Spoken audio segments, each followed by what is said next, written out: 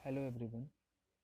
आज एसएसटी में स्टार्ट करने चल रहा है इकोनॉमिक्स, जिसका फर्स्ट चैप्टर है people as resources. Lecture number first है। So let's begin. चैप्टर को स्टार्ट करने से पहले अगर हम इकोनॉमिक्स की डेफिनेशंस की बात करें, इकोनॉमिक्स एक सब्जेक्ट होता है। सब्जेक्ट एक ऐसा सब्जेक्ट जो हम पढ़ते हैं कि मनी मनी होता है, यानी कैश, इंडस्ट्रीज होती है और ढेर सारे डेवलपमेंट ऑर्गेनाइजेशंस होते हैं जिनका वो कैसे वर्क करते हैं, कैसे ऑर्गेनाइज किए जाते हैं। इन सारी चीज़ों का स्टडी जो हम करते हैं उसको बोलते हैं इकोनॉमिक्स। ये बेसिकली एक साइंस है, ठीक है। लेकिन जब बोलते हैं इकोनॉमी, इको इकोनॉमी जो है इकोनॉमिक्स से डिफरेंट होता है। क्यों? इकोनॉमी का मतलब ये होता है कि कोई भी एक कंट्री है तो वो कंट्री अपने बाउंड्री के अंदर में, अपना जो कंट्री का उसका बाउंड्री है उसके अंदर में उसके पास कितने कैश आ रहे हैं, उस कैश का यूज वो कैसे कर पा रही है, उसका जो मैनेजमेंट है, कितना इंपोर्ट करना है, कितना एक्सपोर्ट करना है, क्या चीज़ें मैन्युफैक्चर करनी है, कहाँ इंडस्ट्री लगवानी है, ये सारी चीज़ों का किस सेक्टर को कितने पैसे देने हैं, वो सारी चीज़ों का जो मैनेजमेंट है वो कहलाता है इकोनॉमी।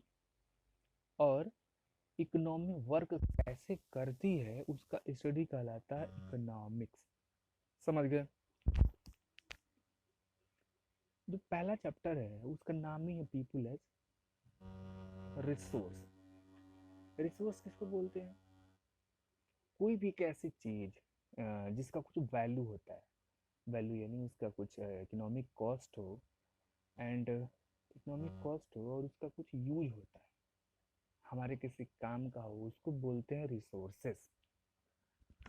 अगर मैं एग्जांपल लूँ किसका, मोटरसाइकिल का। मोटरसाइकिल के कुछ प्राइजेज होते हैं और मोटरसाइकिल का यूज ये है कि उसको हम एक प्लेस से दूसरे प्लेसेस ट्रैवल कर सकते हैं। यानी मोटरसाइकिल हमारे लिए क्या है, रिसोर्सेज हो गया।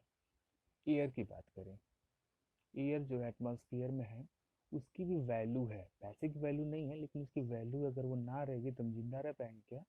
नहीं। और उसका यूज क्या है, हम ब्रीदिंग करते हैं उसको लेके ऑक्सीजन से। तो एयर भी हमारे लिए क्या हो गया, रिसोर्सेज हो गया। यानी रिसोर्सेज अगर देखोगे आप, उसी तरीके से ह्यूमंस हैं। ह्यूमंस यानी इंसान हो गया, एनिमल्स भी हो गए, वो भी रिसोर्सेज हो सकते हैं। जैसे आप लेट्स से आप फिशिंग करते हैं या क्रॉप प्रोडक्शन करते हैं, तो जितने प्लांट्स होते हैं या एनिमल्स होते हैं तो लिविंग ऑर्गेनिज्म है। लिविंग ऑर्गेनिज्म, इनकी भी कुछ प्राइस होती है। अगर हम मार्केट जा रहे हैं कुछ मीट खरीदने के लिए तो 200 रुपये किलो, 300 या 600 700 रुपये किलो खरीदते हैं कि नहीं खरीदते? तो उनके लिए हम उसको खरीदने के लिए हम पैसे दे रहे हैं और उनको घर ला के हम उनको पका के खाते हैं। यानी उससे हमारी क्या हो रही है, ज़रूरतें पूरी हो रही हैं, उनको हम फूड के रूप में कंज्यूम कर रहे हैं। मीन्स कि वो भी हमारे लिए क्या हो गई, एक रिसोर्सेस ही है।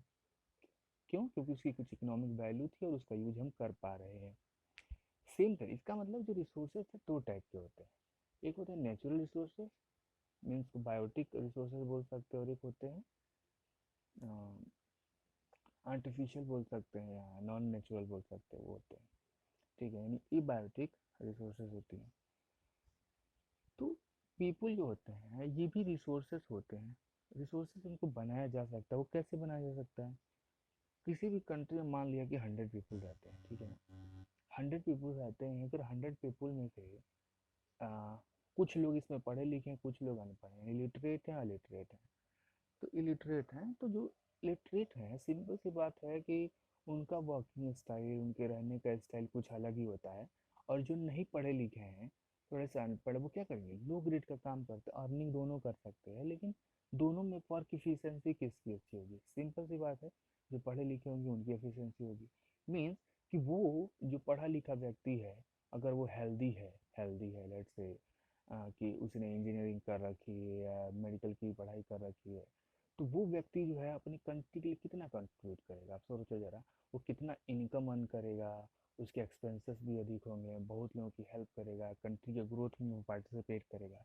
लेकिन वहीं दूसरा जो व्यक्ति है जिसने पढ़ाई की ही नहीं, अर्निंग तो करेगा, कहीं लेबर करके अपनी अर्निंग कर लेगा, बट वो उतना कोऑर्डिनेट नहीं कर पाएगा।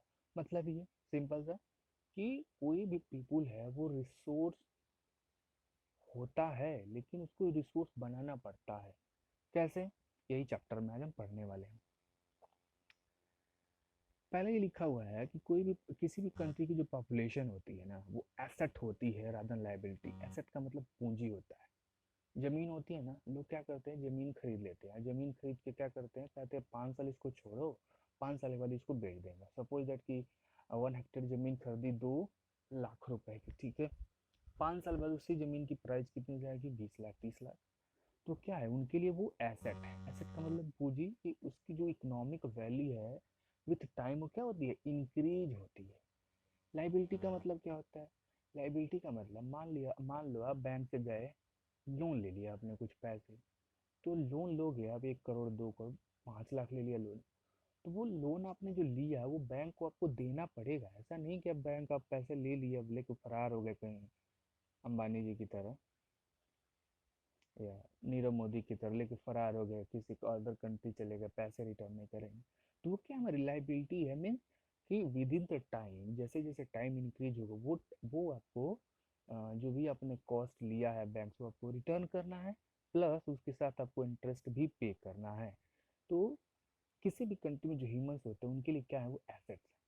तो उनको अगर एसेट्स बना के रखा जाए, मीन्स कि अगर उनके अंदर भी हम इन्वेस्ट करें, तो विद इन टाइम उनकी क्या होगी, इकोनॉमिक कॉस्ट बढ़ेगी, उनकी यूटिलिटी बढ़ेगी, ना कि लाइबिलिटी बढ़ेगी। कि भाई उनको भी अभी टाइम इंक्रीज हो रहा है तो उनको जो है क्या करो, और फीडिंग कर दे रहा हो, ये सारी चीज़ें। तो पीपल को रिसोर्स कब रेफर करेंगे? पीपल को रिसोर्स अगर वर्किंग पीपल है और वो उनके अंदर क्या करता है कि एग्जिस्टिंग पोजीशन, कुछ स्किल्स हो, कुछ अगर एबिलिटी हो, तो उस पीपल को मान सकते हैं, कुछ ह्यूमंस को मान सकते हैं, वो रिसोर्सेज की तरह काम करते हैं। जब भी कोई भी व्यक्ति क्या होगा, ह्यूमन रिसोर्स होगा। ह्यूमन रिसोर्स, अगर इसको ह्यूमन रिसोर्स बना रहे हैं, तो वो कैसे बना सकते हैं? उस व्यक्ति को अगर एजुकेट करें, ज़्यादा से ज़्यादा उसमें इन्वेस्ट करें, उसके एजुकेशन में, उसके हेल्थ में। लेट्स से कि अगर पढ़ने में बहुत ठीक है, नॉलेज बहुत है, लेकिन शरीर स्वस्थ नहीं रहेगा, तो वो उसकी जो वर्क एफिशिएंसी ठीक हो पाएगी क्या? बिल्कुल नहीं पाएगी। इसके मतलब कि अगर किसी व्यक्ति के एजुकेशन और में हेल्थ में, दोनों में अगर अगर हम इन्वेस्ट करते जाते हैं, तो विद द टाइम वो व्यक्ति क्या हो जाएगा, ह्यूमन कैपिटल में कन्वर्ट हो जाता है। ह्यूमन जो कैपिटल होते हैं वो भी सेम तरीके से क्या होते हैं, ह्यूमन कैपिटल वो भी सेम तरीके से, जैसे लैंड है एक फिजिकल कैपिटल होता है जिसका इस्तेमाल हम क्या कर सकते हैं, उनकी भी कुछ वैल्यू होती है। वैसे भी ह्यूमन कैपिटल की भी कुछ क्या होती है, विद द टाइम वैल्यू होती है। मान लो कि कोई 20 लाख 30 लाख पैसे लगा कर एयर पायलट का कोर्स कर रहा है, ठीक है। 4 साल उसने कोर्स किया, फिर उसने अपनी ट्रेनिंग कंप्लीट की, इंटर्नशिप कंप्लीट की। 2 साल 4 साल के बाद जब एयर फ्लाई करेगा, एयर पायलट बनेगा, तो उसकी उसने जितने पैसे लगाए वो अर्न नहीं कर पाएगा क्या फिर से? बिल्कुल कर पाएगा। तो क्या होगा, विद द टाइम उसकी क्या होगा, वो जब अब उसकी कुछ वैल्यू है, वैल्यू क्या है, हमारे में भी है। और उसको बोला जाए वो एयर पायलट, इनकम कितनी की, तो उसकी सैलरी 15 लाख रुपए पर महीने, इंश्योरेंस कवर है 1.5 करोड़ रुपए, ऐसे बोलते हैं। तो विद इन द टाइम, पहले उसने 4 साल अपने ऊपर इन्वेस्ट किए पढ़ाई के लिए, फिर उसके साथ धीरे धीरे धीरे धीरे समय पास होता गया, वो अपनी जॉब कर रहा है, उसके बाद उसको क्या कर पैसे ज़्यादा अर्न कर पा रहा है, उसकी इकोनॉमिक वैल्यू बढ़ती है। तो अगर ह्यूमन कैपिटल में भी इन्वेस्टमेंट करते चलें, लाइक कि उनको एजुकेशन दे, मेडिकल में करें, तो एज ए रिजल्ट क्या होगा, तो एज ए रिजल्ट वो रिसोर्सेज में कन्वर्ट होगा। और जो रिसोर्सेज में कन्वर्ट करेगा तो हमेशा बेनिफिट किसको करेगा, वो अपनी कंट्री को ही करेगा। कंट्री को ही उससे ज़्यादा बेनिफिट है। कैसे? आप एग्जांपल ले लो ईस्ट एशिया के 3 कंट्रीज का। जापान का ले लो आप। जापान आज एक डेवलप्ड कंट्री है। क्या है वो? Developed country. और हम क्या है, डेवलपिंग नेशन है। डेवलप कंट्री क्यों? कि उसने जितनी सारी डेवलपमेंट उसके कंट्री में जो बेसिक्स होनी चाहिए वो हो चुकी हैं। और हम ऐसे कंट्री हैं एज ए इंडिया, कि अभी हम एज ए जो जो फैसिलिटी होना चाहिए, जो मिनिमम रिक्वायरमेंट होनी चाहिए, वो भी उसको कंप्लीट करने की कोशिश कर रहे हैं, इसलिए उसको बोलते हैं डेवलपिंग कंट्री। जापान हो गया, चाइना हो गया, और साउथ कोरिया। ये 3 ऐसे कंट्री हैं ईस्ट एशिया में, जो आज बहुत ज़्यादा क्या है, मॉडर्न है, बहुत ज़्यादा टेक्नोलॉजी में आ गया। क्यों? क्योंकि उन्होंने with in the time education के ऊपर, हेल्थ के ऊपर, अपने पीपल्स जो उनके ऊपर इतना ज़्यादा इन्वेस्ट किया, इतना ज़्यादा इन्वेस्ट किया, कि आज उनका बेनिफिट देखने को मिल रहा है। उनके घर घर में हर एक व्यक्ति उसके पास क्या स्किल है। आप देख लो अपने इंडियन मार्केट में ही कितनी सारी आपको चाइनीज प्रोडक्ट्स मिल जाएंगे। आपको तो इंडियन प्रोडक्ट्स बहुत कम मिलती हैं, अदर कंट्री में चाइनीज प्रोडक्ट क्यों मिलती है? क्यों? क्योंकि वो चाइनीज प्रोडक्ट जो टेक्नोलॉजी में, जो हैंड वॉच ले लो, मोबाइल फ़ोन ले लो, फलाना ढिमकाना, बच्चों के खेलने वाले खिलौने, यहाँ तक कि खाने वाली फूड आइटम्स भी कहाँ से मंगाई जाती हैं? चाइना से मंगाई जा रही है। क्यों? क्योंकि चाइना के लोग इतने टेक्नोलॉजी में माहिर हैं, उनके पास इतनी ज़्यादा स्किल्स है। फिर कंडीशन है जापान लोग के साथ, कोरियंस लोगों के साथ। सैमसंग जो हम फ्रिज इस्तेमाल करते हैं आप लोग, वो कहाँ की है? कोरिया की है। तो वो लोग टेक्नोलॉजी में अपने ह्यूमंस को इतनी टेक्नोलॉजी में, एजुकेशन में इतना ट्रेंड किए हैं कि आज उनको बेनिफिट उसका मिल रहा है। कंट्री भी कितना ग्रो कर रही है। पहले उन्होंने अपने सिटीजन्स के ऊपर बहुत सारे पैसे खर्च किए एजुकेशन के लिए, हेल्थ के लिए।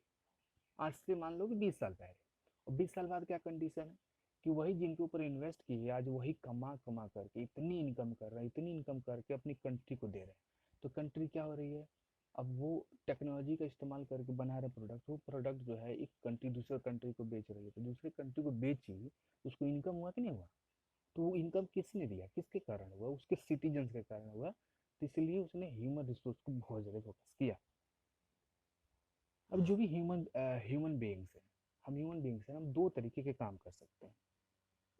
एक करते इकोनॉमिक एक्टिविटी, दूसरे करते non economic activity. Economic activity किसको बोलते हैं? कि अगर कोई काम आप कर रहे हो पैसे के लिए, ठीक है ना, अगर आप काम कर रहे हो पैसे के लिए, तो मॉनेटरी गेन के लिए कर रहे हो, और आपकी ज़रूरतों को वो केवल सेटिस्फाई कर रहे हैं, समझ रहे हो? तो उसको बोलते हैं इकोनॉमिक एक्टिविटी। जैसे एक शॉपकीपर है, दुकान चलाता है। वो क्यों दुकान चला रहा है? दुकान ये चला रहा है कि अपने प्रोडक्ट्स बेचेगा, कुछ दिन के बाद उसको कुछ पैसे मिलेंगे। उसके काम चल रहे मैन्युफैक्चरर्स को लेकर, डॉक्टर्स को ले लीजिए। डॉक्टर कौन है? काम करते हैं। काम किस लिए करते हैं? पैसे मिलेंगे।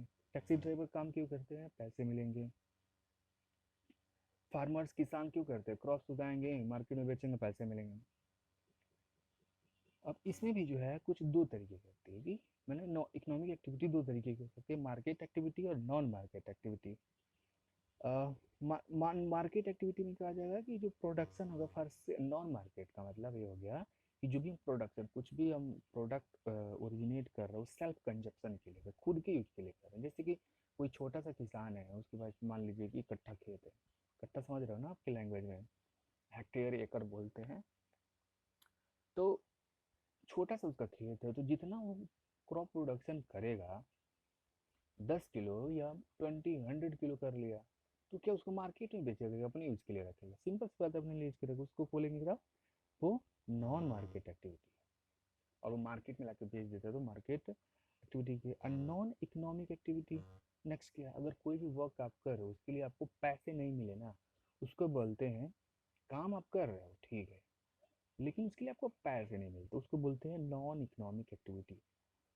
किससे? पूजा पाठ। घर में आप पूजा पाठ करते हैं, काम तो कर रहे हैं, पैसे मिलते हैं क्या पूजा पाठ करने? भगवान को पैसे देते हैं उसके लिए? बिल्कुल नहीं। हाउस कीपिंग, मम्मी लोग कितना सारा काम करती है घर में अपने, झाड़ू करना, पोछा करना, अपने बच्चों के कपड़े धुलना, उनको डांटना, मारना, पीटना। क्या उनके लिए उनको पैसे मिलते हैं क्या? बिल्कुल नहीं मिलता। आप किसी पुअर व्यक्ति, कोई मान लो कि गरीब बच्चा या फिर हैंडीकैप्ट है, आँख से नहीं देख सकता, उसको रोड क्रॉस करा, आप गए रोड क्रॉस करा कर दिए, या मंदिर में गए किसी को कुछ पैसे दान कर दिए, कुछ भी हेल्प कर दी उसका, तो उसके लिए आपको कुछ पैसे मिलेंगे क्या रिटर्न में? बिल्कुल नहीं मिलेंगे। इन सारी चीज़ों को बोलते हैं नॉन इकोनॉमिक एक्टिविटी। समझ गए?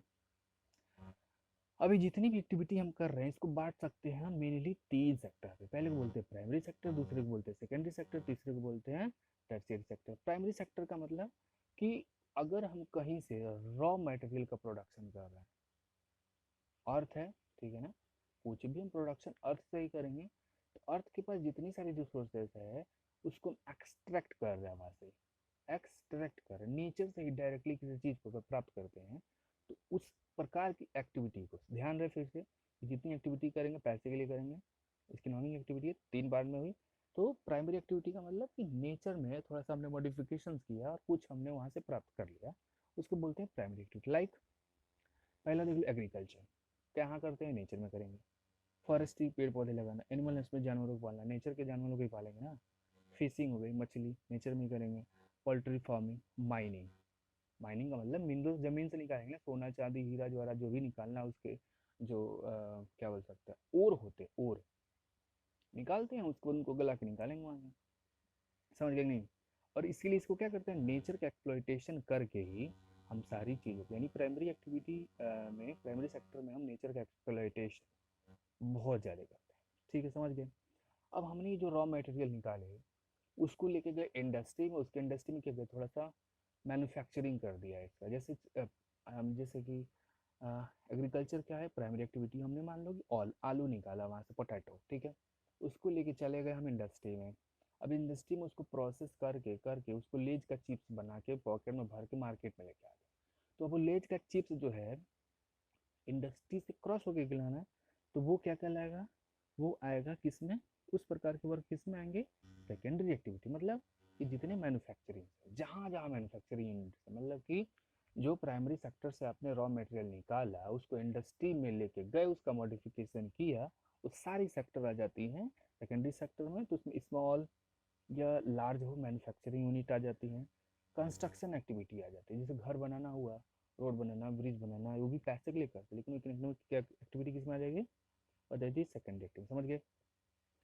टर्सरी एक्टिविटी होता है, उसको बोलते हैं ना जहाँ पे फिजिकल वर्क नहीं होता, फिजिकल वर्क मतलब शरीर से काम नहीं करना है, मेंटल वर्क करना पड़ता है, उसको बोलते हैं टर्शियरी। जैसे इसको बोलते हैं सर्विस सेक्टर। सर्विस का मतलब किसी को सेवा देना। कैसी सेवा देना, मैं पढ़ा रहा हूँ तो बोल के ना पढ़ा रहा हूँ, शरीर से कोई थोड़ा ना काम पकड़ रहा हूँ, मैं बोल के पढ़ा रहा हूँ, अपनी नॉलेज है जो मेरे पास उसका इस्तेमाल कर रहा हूँ। तो ये एजुकेशन देना, ये क्या हो गया, ये service sector, tertiary sector. Banking, bank में जाते हैं, हम पैसे डिपॉजिट करते हैं, पैसे लेते हैं उनसे, कुछ जो है सेविंग अकाउंट, करेंट अकाउंट, या फिर फिक्स डिपॉजिट अकाउंट खुलवाते हैं, फिर कुछ भी कर रहे हैं, वो क्या किस में आता है, सर्विस सेक्टर में आता है। इंश्योरेंस, बीमा करवा लिया, पैसे दिया, लेन देन का। हेल्थ हो गया, हेल्थ में डॉक्टर में क्या करते हैं, वो डॉक्टर में हमें क्या करते हैं, हेल्थ फैसिलिटी प्रोवाइड करते हैं। अब वो किसी चीज़ का ना तो मैन्युफैक्चरिंग कर रहा है, और हमको तबीयत खराब है, हमको फीवर हुआ है, ठीक है, तो फीवर डॉक्टर के पास जाएंगे तो डॉक्टर ये थोड़ी ना कि नेचर से कहेगा कि अंग जहाँ जिस पोर्शन में थोड़ा सा वो फीवर हो रहा है, तो क्या करते हैं, नेचर से उसको एक्सट्रैक्ट करते हैं, या फिर उसको पूरे बॉडी को मशीन में डाल के उसको प्योरीफाई कर दे, चलो बुखार जाए, वैसा तो होगा नहीं। तो वो क्या करेंगे, सर्विस देंगे ना, हम थोड़ा सा सही मेडिसिन ले लीजिए, ये प्रिकॉशंस करिए, आपके ठीक हो जाएंगे। तो इसी तरीके से टूरिज्म, आपको कहीं घूमने जाना है, घूमने जाना थोड़ी ना इंडस्ट्री में घुमा दिया जाएगा ऐसे डाल करके आपको, बिल्कुल नहीं होगा। घूमने गए आप, किस घूमने गए तो कोई आपको टूरिस्ट गाइड होगा, आपको गाइड करे, सर ऐसे नहीं, यहाँ देखिए ये मोन्यूमेंट इस जमाने में बना था, इन्होंने बनवाया था, इसका इंपॉर्टेंस है, ये सारी चीज़ें। समझ गए? अब इंडिया में क्या, ये सारी चीज़ें तीन करने पे, अब इंडिया में जो है बहुत ज़्यादा डिवीजन है लेबर का between men and women. Simple सी बात है, जितना मेन वर्क करते हैं, और ये केवल वर्क में नहीं है, जब मतलब इंडिया की कंडीशन ये है कि जो पुरुष लोग होते हैं, मेन मेन यानी वो लोग ज़्यादा वर्क करते हैं, घर से बाहर ज़्यादा जाते हैं, और वुमेन जो होती है घर के काम संभालती हैं, और काम करती भी हैं, तो लेबर है जो श्रम है वो कम करती है। ठीक है, और मैंने बताया कि जो वुमेन्स होती है जनरली डोमेस्टिक काम करती हैं, क्लीनिंग वूमिंग से सारी चीज़ें हो गई, और जितने भी मेन हो गए वो क्या करते हैं, घर के बाहर का काम करते हैं। तो जो घर के बाहर अगर मेन और वुमन काम भी कर रहे हैं ना, तो जो सैलरी, जो वेजेज मिलती है, पैसे मिलते हैं, वो मेन को ज़्यादा मिलती है, पुरुषों को ज़्यादा मिलती है, और महिलाओं को कम मिलती है, वुमेन्स को ज़्यादा कम मिलती है हमेशा।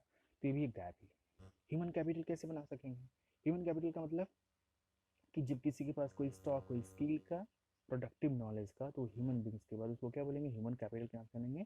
और ये बना सकते हैं दो चीज़ें दे करके, आप एजुकेशन दे दो और हेल्थ केयर फैसिलिटी दो, एजुकेशन में आपकी स्किल्स आ जाए। चलिए नेक्स्ट कंटिन्यू करेंगे नेक्स्ट लेक्चर में।